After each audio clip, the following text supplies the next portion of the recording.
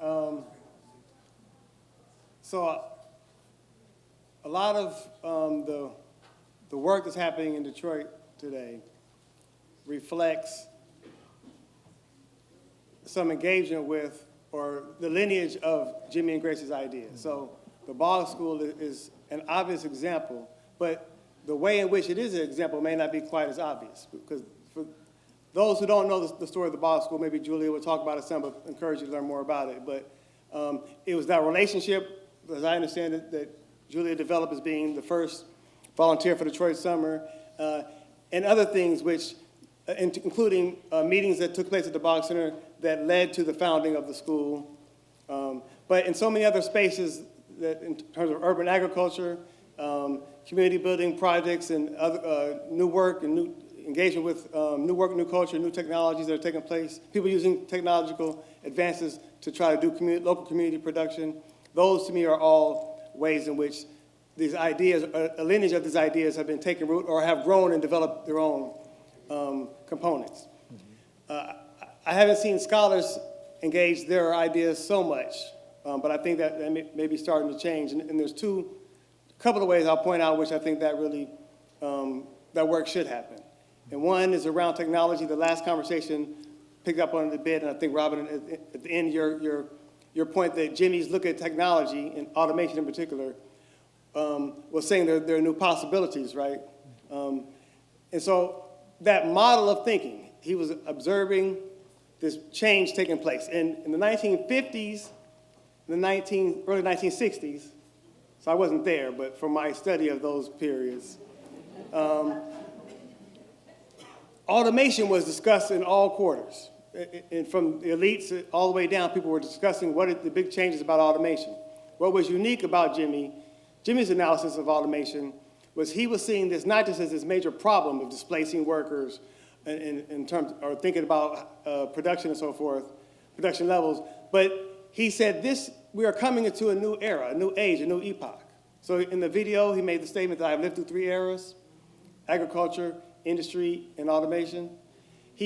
That reflects his sense of historical thinking and seeing these changes not just as something we have to fight against or come up with strategies to mitigate, but to recognize when our way of life is changing, or the possibility of our way of life is changing, and therefore our ideas, our concepts needs to change and evolve.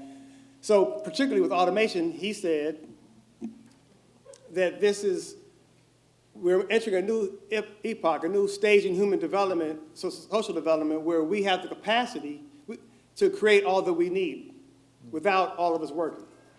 So using the gender language of the day, the notion of a man must work to earn his pay and so forth is gone. We don't all have to work for us to all be able to eat and live prosperous lives.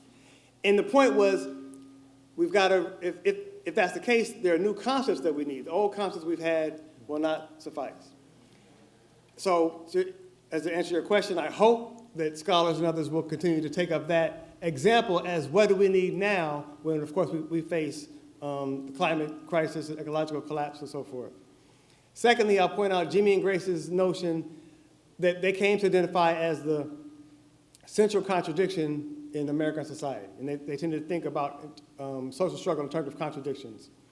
And that was this. They said that the United States is economically and technologically overdeveloped, but socially and politically underdeveloped. Which is to say that we, as a society, have developed our capacity to build and create and so forth, but we have not developed our capacity to do the thing that Ed said at the end of the comments, which is to collectively make socially responsible choices. So by social and political underdevelopment, they said that we have not developed our capacity, our muscles, our concepts for deciding what should be produced and how to produce it and so forth. Asking the question, just because we can do something, should we do it? In one of his writings in that period, in the 60s, he called for a moratorium on all technological advances until we decide what we're going to do with that.